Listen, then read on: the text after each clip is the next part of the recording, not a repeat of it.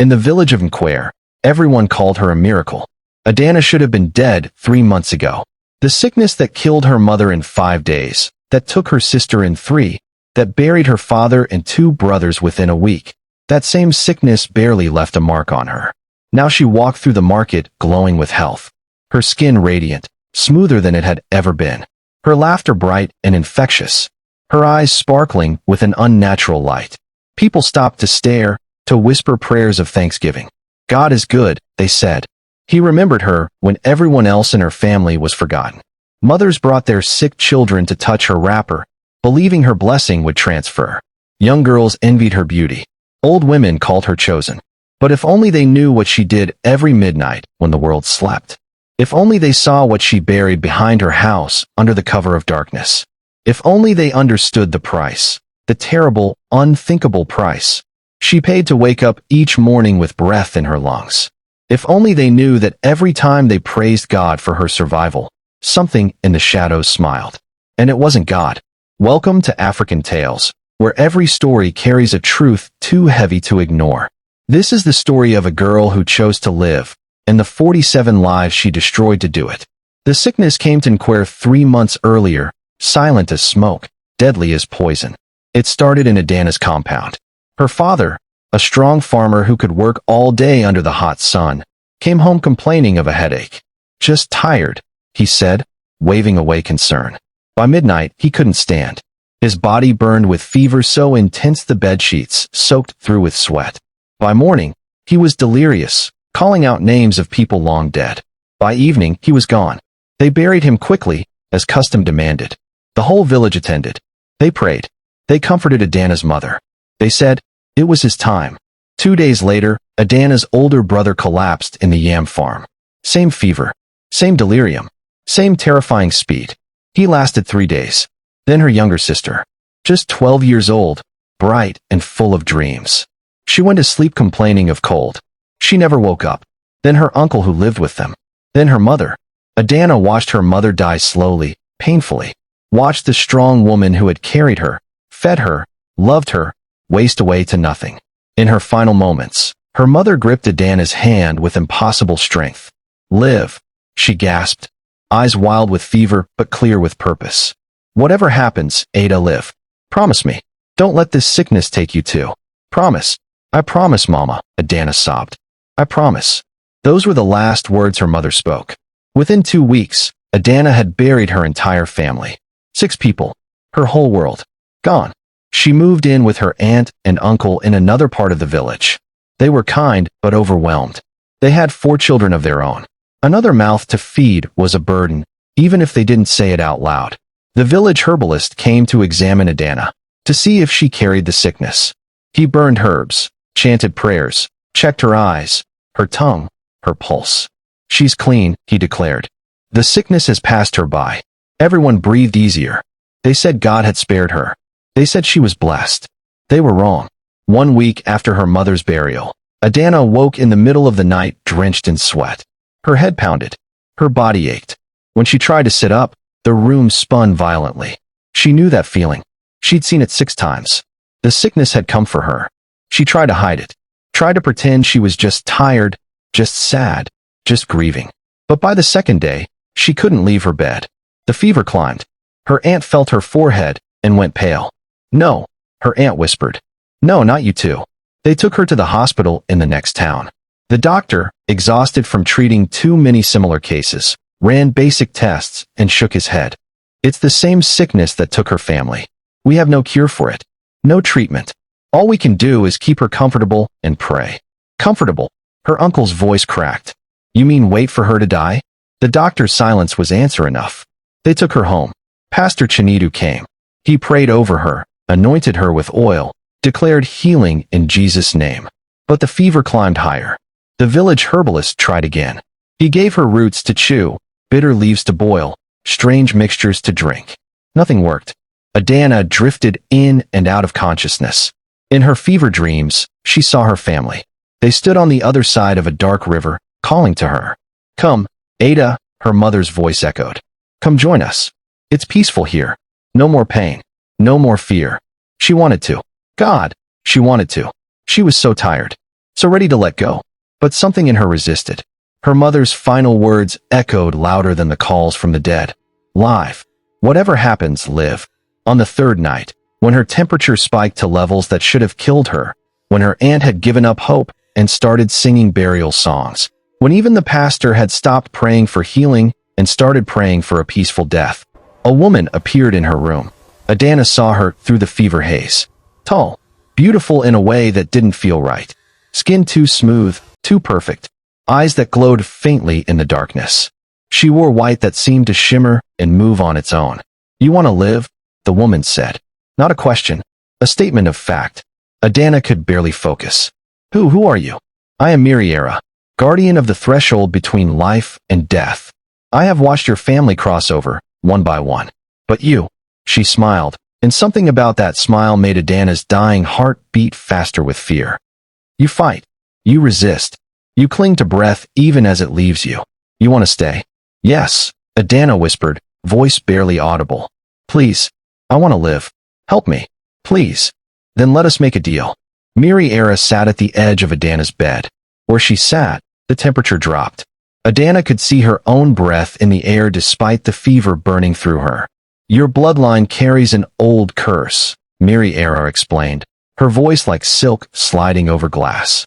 "A debt from 3 generations back. Your great-grandfather made promises to certain spirits, promises he never kept. The spirits waited. They collected interest. Now they're collecting payment. Your family is that payment." Tears rolled down Adana's temples into her sweat-soaked hair. "Then I'm already dead. There's no escape." "Not necessarily." Miriera's finger traced a pattern in the air. Green light followed, leaving glowing symbols that hurt to look at. "I can break the curse. I can let you live while the others paid." Hope flared in Adana's chest, painful and desperate. "Please, please, I'll do anything. Anything." The woman's smile widened, showing too many teeth. "Careful, child.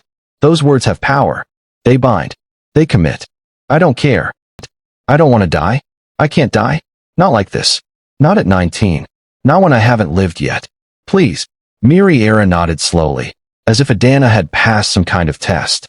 "Very well. But understand this clearly. Life is not free. Death was coming for you tonight. If I stop it, if I turn it away, something else must die in your place. The universe demands balance. You cannot have life without taking it from somewhere else." What do you mean?" "I mean that every day you live past your appointed death time, a price must be paid. In blood, in life force, in sacrifice." She leaned closer, and Adana could smell something ancient on her breath. "Earth and iron and decay. Every 7 days, you must give me a life. Animal blood, preferably. And every single night, every night without exception, you must perform a ritual to strengthen our bond. This ritual feeds the barrier between you and death. Miss even one night, and the sickness returns. Miss one sacrifice, and death will take not just you, but someone you love. Do you understand?" Adana's mind raced through the implications. Kill animals? Perform rituals? It sounded evil. Dark. Wrong. But the alternative was dying right now. Tonight. Within the hour, probably. That's dark magic," she whispered. "No, child. That is balance. You want to cheat death? Death must be fed. You want to live when you should die? Others must die when they should live. This is how the universe works. Energy cannot be created or destroyed, only transferred. I can't do that. I can't kill. Then die tonight." Miriera's voice turned cold. "Join your family. It's your choice. I'm not forcing you. I'm offering you an option. Take it or leave it. But decide quickly. You have maybe 10 minutes of life left." Adana felt it. Felt death pulling at her. Felt her heartbeat slowing. Felt her breath becoming shallower. She thought of her mother's last words. Thought of all the dreams she'd had, studying nursing, helping people, getting married, having children, living a full life. Thought of everything she'd never get to do if she died tonight. Thought of life. And made her choice. "I accept," she whispered. "Whatever the price. I accept." Miriera's smile was terrible and triumphant. "Then drink." She produced a small vial from nowhere. It was filled with liquid so black it seemed to absorb light. The liquid moved inside the vial like it was alive, writhing, pulsing. "Once you drink this, the covenant is sealed. You cannot break it. You cannot escape it. You cannot undo it. You will live, but you will serve. You will obey. You will pay. Every night. Every 7 days. For as long as you want to keep breathing. Do you understand? Adana nodded, reaching for the vial with shaking hands. Say it, Miri Era commanded. Say you understand and accept. I understand and accept. Good. Adana brought the vial to her lips. The liquid smelled like a grave, like rotting flowers and old blood, and something else she couldn't name. She drank. It burned going down, cold and hot at the same time, like swallowing ice and fire together. It tasted like metal and earth and ancient things that should have stayed buried. Her body convulsed. The fever spiked impossibly higher. She couldn't breathe, couldn't scream, could only shake as the liquid spread through her veins like poison. Then, suddenly it broke. Like a wave crashing and retreating, the sickness fled her body. Her temperature dropped. Her breathing steadied. Strength flowed back into her limbs like water filling an empty vessel. She gasped, chest heaving, tears streaming. She was going to live. Miri Era stood, smoothing her white wrapper. Tomorrow, you will wake healthy and strong. Stronger than you've ever been. In 3 days, I will return with detailed instructions. You will memorize them. You will follow them perfectly, or our deal ends, and you die. Along with everyone who helped you survive. Your aunt who will feed you. Your uncle who will shelter you. Their children who will welcome you. All of them will burn with the fever if you fail. Understood? Yes, Adana whispered. Good girl. Miri Era vanished like smoke. Adana lay in the darkness, chest heaving, body trembling, mind reeling. She had made a deal with something dark, something old, something that definitely wasn't God, but she was going to live. And in that moment, that was all that mattered. The next morning, Adana woke feeling reborn. Her aunt nearly fainted when she walked into the kitchen. Ada, you're up. You're walking. I feel better, Andy. And she did. Better than she'd felt in months. Better than she'd maybe ever felt. Her uncle called the pastor. Pastor Chinidu arrived, examined her, felt her forehead, checked her pulse. His hands shook. This is impossible. Yesterday you were dying. Your fever was killing you. I gave you hours at most. God is faithful, Adana said, the lie smooth on her tongue. Yes, the pastor breathed, tears in his eyes. Yes, he is. This is a miracle. A true miracle. Word spread through the village like wildfire. By afternoon, people crowded the compound wanting to see the girl who had survived. The girl who had beaten the sickness that killed her entire family. They touched her, prayed over her, called her blessed. Some asked her to pray for their own sick relatives. She did, feeling like a fraud with every word. But the attention served a purpose. It made her survival look divine, natural, explainable. No one questioned miracles. 3 days later, as promised, Miri Era returned. Adana was alone in her room when the air went cold. She turned. The spirit woman stood by the window as if she'd always been there. It's time to learn, Miri Era said. She placed a wooden box on Adana's sleeping mat. The box looked old, carved with symbols that seemed to move when Adana wasn't looking directly at them. Inside are the tools of our covenant. Every night, exactly at midnight, you must perform the ritual. I will teach you once, only once. Pay attention. Mistakes are not forgiven. Adana opened the box with trembling hands. Inside were 7 items. A clay bowl, small and dark. A knife with a bone handle that felt wrong to touch. A bundle of dried herbs that smelled like rotting flowers. A black candle that felt cold, even unlit. A piece of paper with words written in red ink. A vial of dark liquid, similar to what she'd drunk. And something wrapped in white cloth that she instinctively knew she should never unwrap. Miri Era explained each piece, each step, each word of the incantation. The ritual is simple but precise. Light the black candle at exactly midnight. Mix the herbs with 3 drops of the liquid in the clay bowl. Use the knife to cut your left palm, 7 drops of your blood into the mixture. Speak the incantation exactly as written. The mixture will react. The candle will flare. You will feel the covenant strengthen. Then, and only then can you sleep safely. And if I mess up, the sickness returns within minutes. And it brings friends. Your aunt develops symptoms. Your uncle. Their children. Everyone you've touched since our deal. Adana felt sick. That's not fair. They didn't do anything. They benefited from your survival. They helped you live. Everything has a cost, child. Even kindness. What about the sacrifices? Miri Era's expression hardened. Every 7 days, at midnight, you must offer a life. Start with chickens or goats, something small.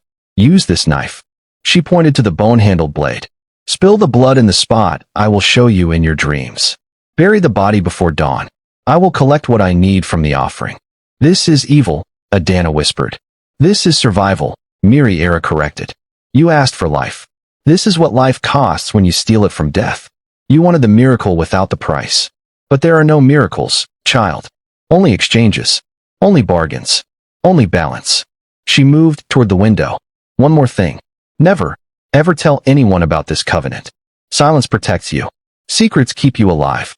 The moment you speak the truth, the covenant breaks. And everyone dies. Everyone. Everyone who helped you. Everyone who loved you. Everyone who touched you after our deal. All of them will burn. The curse you escaped will spread like fire. Do you want that? No, Adana said quickly. No, I understand. I won't tell anyone. Good girl. Miri-Era smiled. Remember, midnight. Every night. No exceptions. Not for sickness. Not for exhaustion. Not for anything. Midnight or death. She vanished. That night, hands shaking, Adana performed the ritual for the first time. She waited until everyone was asleep. Locked her door. Removed the items from the box with trembling fingers. At exactly midnight, she'd been watching the old wall clock for 20 minutes. She lit the black candle. The flame burned green instead of orange. Wrong. Unnatural. She mixed the herbs and liquid in the clay bowl. The mixture bubbled without heat, releasing a smell that made her gag. Then came the hard part. She pressed the bone knife against her left palm. It was sharper than she expected. The cut was quick, clean, and surprisingly painless. Blood welled up. She held her palm over the bowl and counted. 1 drop. 2. 3. 4. 5. 6. 7. The mixture turned bright red, then black, then back to red. It pulsed like a heartbeat. Now the words. She read from the paper, her voice shaking. Nduembu onwu uniozo. Obara mnyazuagwaji. Kaanin kwekarita guzosiike. The words felt like poison on her tongue. Like something that should never be spoken aloud. But she forced them out. The candle flame shot up to the ceiling. A pillar of green fire that should have burned the roof. Then it died completely.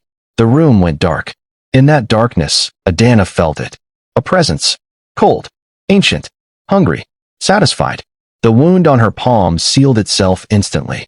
No scar. No pain. Just smooth skin like the cut had never happened. A voice whispered in her mind. Not Miri-Era's voice, but something older, deeper. Good. You remember. You obey. Tomorrow, you live again. Then it was gone. Adana put everything back in the box.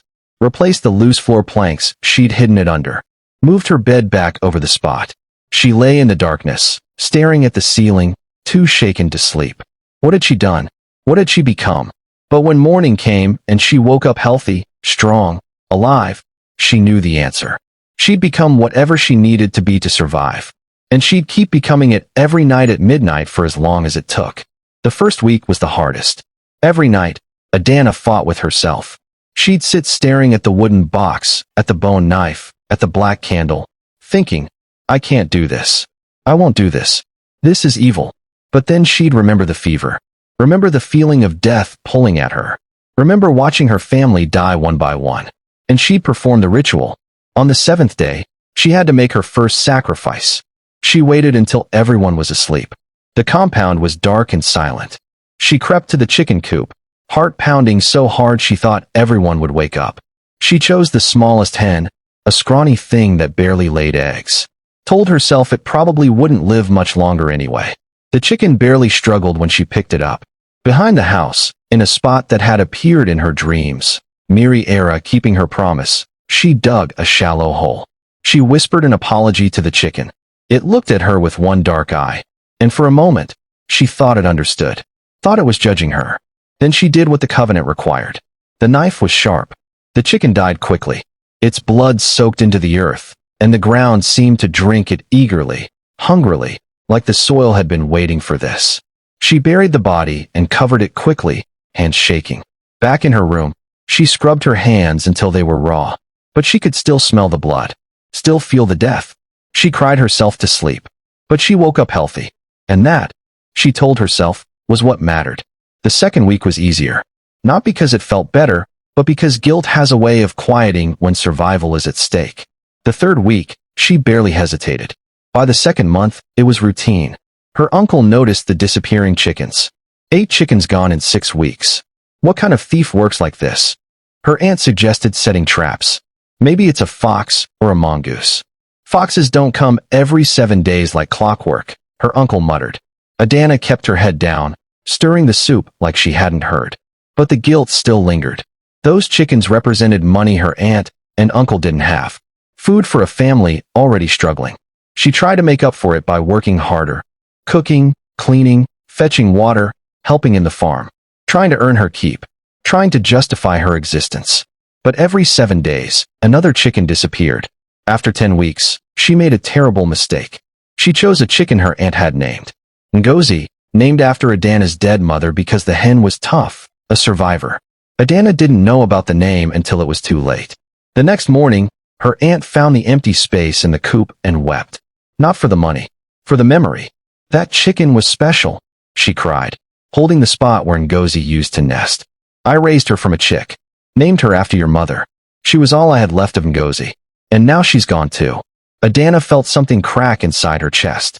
Maybe she just wandered off, Andy. Maybe she'll come back. Her aunt shook her head, tears streaming. No, something took her. I can feel it. She's dead. That night, Adana buried the hen's remains deeper than usual. Whispered longer apologies. But apologies don't resurrect the dead. And worse, she knew she'd do it again. Because stopping meant dying. And she'd already decided. Her life was worth more than chickens. Worth more than her aunt's tears. Worth more than guilt. That was the real price. Not the blood. Not the death. But the slow, methodical killing of her own conscience. Then things got worse. After 3 months, something changed.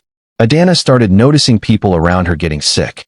Not with the family curse, but with unexplained weakness. Lethargy. Loss of appetite. Her best friend Kayamika's little brother, Chikwudi, was the first. He was 7 years old, bright, and full of energy. Always playing football, always asking questions, always laughing. One week he started coughing. Then he stopped eating. Then he couldn't get out of bed. Kayamika's mother took him to the hospital. The doctors ran every test. Found nothing wrong. His vitals are fine, the doctor said, confused. But he's wasting away like something is draining him. Within 2 weeks, Chikwudi went from a healthy child to a hollow shell. Kayamika cried to Adana. I don't understand what's happening. He was fine a month ago. Now it's like his life is leaking out of him. Adana hugged her friend, made comforting sounds. But inside, a cold voice whispered, a month ago. That's when you spent the whole day at Kayamika's house. When Chikwudi sat on your lap for hours. When you braided his hair. When he fell asleep against you. No, it couldn't be connected. But more people started getting sick. Papa Emeka, the village hunter, began losing strength. He was a powerful man who could hunt all day. Suddenly, he couldn't walk to the stream without resting. Mama Ifioma, who'd given Adana free vegetables, developed the same mysterious weakness. Namdi, a boy from church who'd walked Adana home one evening, fell ill. All of them weakening. All of them fading. All of them had been close to Adana recently. She tried to deny it. Tried to tell herself it was coincidence. But then Miriera appeared with the truth. The covenant is deepening, the spirit woman said, satisfaction in her voice. You're thriving, growing stronger. That takes energy. What are you saying? I'm saying animal sacrifices sustained you at first. But now you're pulling life force from people around you. Not killing them directly. Just borrowing. Draining them slowly over time. Adana's stomach dropped. No, I didn't agree to that. You agreed to live. This is what living costs at your current level. The longer you survive, the more energy you need. The covenant adjusts, grows, demands more. Make it stop. I don't want to hurt people. Miriera's eyes flashed. Then stop the covenant. Die. It's simple. Adana opened her mouth. Closed it. The words wouldn't come. That's what I thought, Miriera said softly. You'll complain. You'll cry. You'll feel guilty.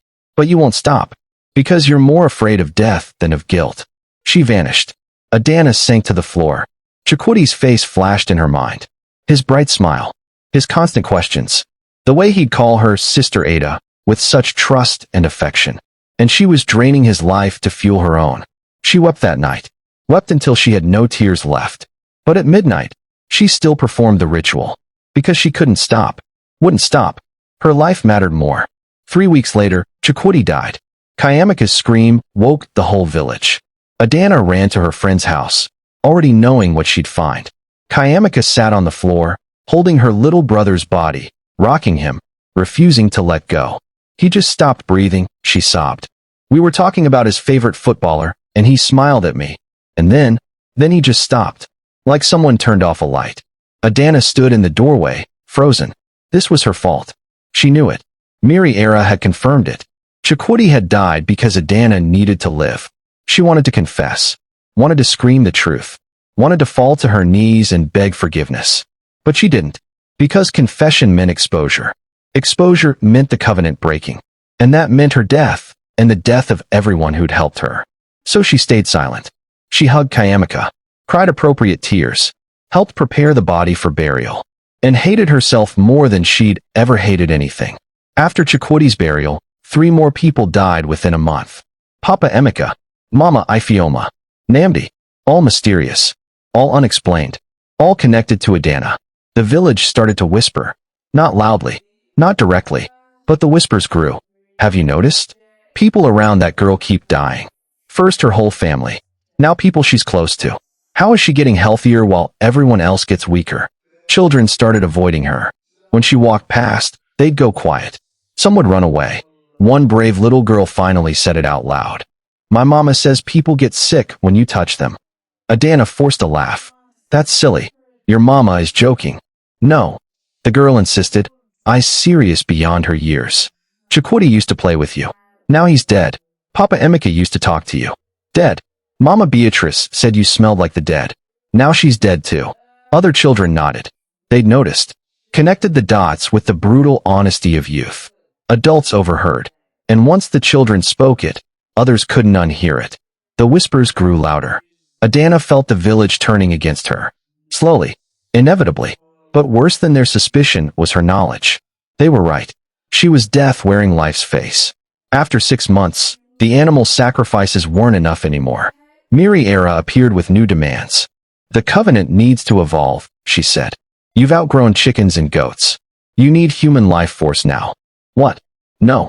I won't kill people. Not kill. Claim. Miri Era's smile was terrible. Find someone dying, someone close to death already. Touch them. Speak the claiming words I'll teach you. Their remaining life force transfers to you at the moment of death. That's murder. They were already dying. You're just accelerating the inevitable. Harvesting what would be wasted anyway. I won't do it. Then you'll die within 3 days. Your body needs human life force now. Animal blood won't sustain you anymore. Adana felt trapped. Why does it keep changing? Because you keep living. Miri Era's patience cracked. Every day past your death date, the debt grows. The price increases. You can't cheat death forever with chicken blood, child. Death isn't that cheap. You're asking me to become a murderer. I'm telling you what you must become to keep breathing. You've already accepted everything else. You'll accept this too. I won't. We'll see. 3 days later, the weakness came. Not fever. Weakness. Like her body was dissolving from the inside. Every movement was agony. Food tasted like ash. Water burned. She lasted 2 hours before crawling to the wooden box. Inside were new items. A black stone. Instructions written in red ink.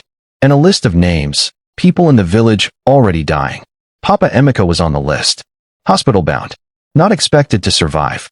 Mama Beatrice, the old woman who'd first suspected her. Cancer. Weeks to live. Others. All already dying. Adana stared at the list, hands shaking. She wouldn't do it. Couldn't. But the weakness grew until she couldn't stand. That night, she went to the hospital. Papa Emeka lay unconscious. His family had gone home for the night. She stood over him, the black stone in her pocket, the claiming words memorized. I'm sorry, she whispered. You were dying anyway. I'm sorry. She touched his hand. Spoke the words. Papa Emeka took one final, rattling breath. Then stillness. And Adana felt it. His remaining life force flowing into her like warm water. Strength flooded back. The weakness vanished. She left before anyone came. Walked home in darkness. Performed the ritual. The next morning, Papa Emeka passed peacefully in the night. No one suspected. and Adana had crossed the final line. Over the next year, she claimed 43 more lives. Always the dying. Always the terminal. Always people who were going anyway. But she was still taking life. Still feeding on death. The guilt lasted shorter each time. From days to hours to minutes to nothing. She became efficient. Professional. A predator in human skin.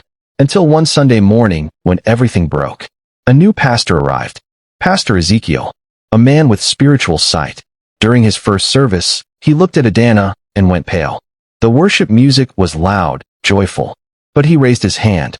Stop the music. The singing died. Everyone turned. He pointed at Adana with a shaking finger. You. Stand up. Adana's blood ran cold. Pastor, I don't. I said stand. She stood slowly. The whole church stared. Pastor Ezekiel walked toward her like a man approaching a snake. His eyes were wide, seeing something no one else could see. I see them, he said, voice breaking. Attached to you. Dozens of spirits. The dead you've consumed. They're screaming. They're bound to you. They can't move on because you're holding them. The church erupted in gasps. She's cursed. I knew it. Evil. Pastor Ezekiel's voice rose. How many? How many have you killed? I didn't. I don't. Liar. His shout echoed off the walls. You reek of death magic. You carry the stench of stolen life. Confess. Adana ran. Out of the church. Through the village. People chasing with stones and machetes, screaming for her blood. She ran into the evil forest, the only place left. The villagers stopped at the edge. They wouldn't enter the cursed forest, but they surrounded it. She can't stay in there forever, someone said. We wait. We starve her out. Then we kill her. Inside the forest, Miri Era appeared. So, they finally know. What do I do? Adana gasped, chest heaving. You have two choices. Kill them all. I'll give you power to continue and allow me copy everything. 2:43 p.m. Do it. Or walk out and die. And take everyone you ever helped with you. I can't kill a whole village. Then they'll kill you. Adana stood in the forest for 3 days, trapped, deciding. On the third day, she made her choice. She walked out at dawn. The villagers surrounded her immediately, weapons raised. Pastor Ezekiel stepped forward. Will you confess the truth? Adana looked at their faces. Hatred, fear, righteousness. She looked back at the forest where Miriera watched, waiting. Then she looked at her aunt, standing in the crowd, crying. Yes, Adana said quietly. I'll confess everything. Miriera's scream of rage shook the trees. The covenant began to break. Adana told them everything. The deal, the rituals, the sacrifices, the claiming, all of it. People wept. Some vomited. Others fell to their knees in prayer. Why? Her aunt sobbed. Why would you do this?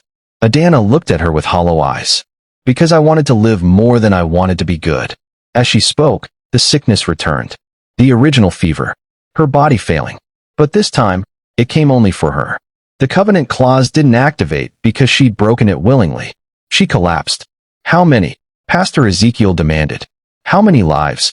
47, she whispered. 47 lives for 18 months of mine. The number hung in the air like smoke. Someone asked, should we help her? No, the pastor said firmly. This is her earned death. Let it come. Adana lay on the ground, life draining away, and thought about all those she'd killed. Was it worth it? 18 months of guilty, fearful, isolated existence for 47 deaths? No. But in that moment when death was pulling her under, when Miri Era offered the deal, she would make the same choice again. Because survival always feels worth it when you're dying. Even when it's not. Her last thought. If only they knew, choosing to survive can be the worst decision you ever make. The village buried Adana in the evil forest with no ceremony. Just a shallow grave. Her aunt wept for days. Not for the monster, but for the girl she'd been. Kayamika never spoke her name again. The children made up a song they still sing. She chose to live, others paid the cost. Now she's gone, and everyone's lost. Don't make deals in darkness. Don't trade death for breath. The price of stolen living is a living death. And deep in the evil forest, Miri Era waits. Because there will always be others. Always desperate people. Always scared people. Always selfish people. Willing to trade anything, even other people's lives, just to keep breathing. And she'll be ready with a wooden box, a black liquid, and one simple question. Do you want to live? Thank you for listening to this African tale. If this story touched you, disturbed you, or made you think, leave a comment telling me. If you were dying and someone offered you this deal, survival in exchange for others' lives, what would you choose? Be honest. The real answer might surprise you. And remember, the price of staying alive is sometimes higher than the cost of dying. Choose wisely. Choose carefully. Choose with your eyes open to the real cost. Until next time, may wisdom guide your choices, and may you never have to face a bargain this dark.